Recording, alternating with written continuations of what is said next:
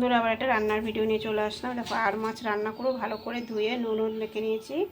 আর দেখো পেঁয়াজটা জলে ভিজিয়ে রেখেছি। এখন পেঁয়াজ দিয়ে রান্না করে না পুরো কালো হয়ে যায়। আর এখানে আদা আছে, রসুন আছে, কাঁচা লঙ্কা, টমেটো, জিরে পেস্ট করা সব। আর এই ধনে পাতা নিয়ে নিয়েছি।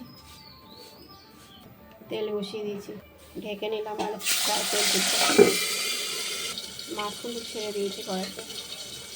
এবার মাছটা ভাজা হয়ে গেছে, বাদগুলো ভেজে নিয়ে তারপরে আবার দেখাচ্ছি।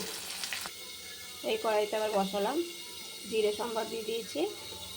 আর পেঁয়াজটা দিয়ে দিই। পেঁয়াজটা ভাজা হয়ে গেছে, এই মশলাটা দিয়ে দিলাম।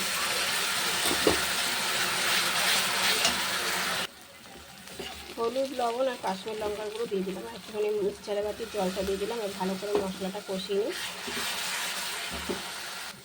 মশলাটা কষানো হয়ে গেছে, মাছটা দিয়ে দিলাম। এতে হালকা মাছ ভাজা ঝোল খাও অবশ্যই জানো না, আমাদের তো সবাই হালকা মাছেরই, মানে বেশি কড়া মাছ খেতে চায় না। ভাজাটা হালকা করে মাছটা ভাজলে ঝোলটের মধ্যে নুন ফুনও মাছটার মধ্যে ভালো ঢোকে। কড়া করে ভাজলে মাছটা তো আমাদের স্বাদ লাগে না। অনেকে খায় কড়া মাছ, কিন্তু আমরা এরকমভাবেই খাই। এরকম মাছের ঝোল দিয়ে দিয়েছি। মাছের ঝোলটা হয়ে এসছে, তখন একটু চিনি দিয়ে দিলাম। আর এই ধনে পাতা দিয়ে দিলাম, একটু ফুটিয়ে নামিয়ে দেবো।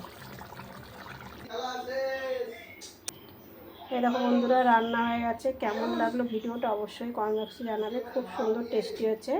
মানে এটা কালিয়া করলাম আর মাছে, বলতে ভুলে গেছি, আর মাছের কালিয়া। তো কেমন লাগলো ভিডিওটা অবশ্যই কমেন্ট বক্সে জানাবে।